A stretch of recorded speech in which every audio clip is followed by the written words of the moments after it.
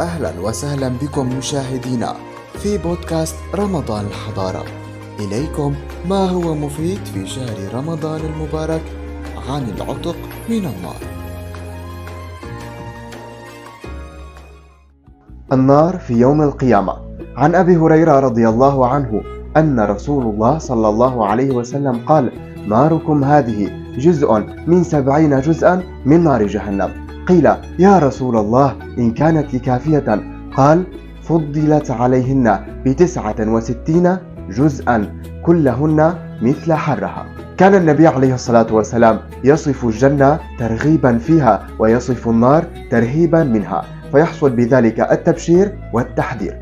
في هذا الحديث يخبرنا النبي عليه الصلاة والسلام عن وصف النار في يوم القيامة، فنار الآخرة تزيد قوة حرارتها عن نار الدنيا ب69 جزءا.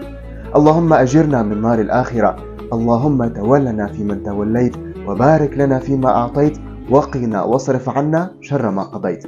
فلنعد إلى الله ونبعد عن الأعمال الموصلة إلى نار جهنم. دمتم بخير وإلى لقاء آخر. فوزير بودكاست رمضان الحضارة، أجب واربح. ما هي السورة التي تعادل ثلث القرآن الكريم؟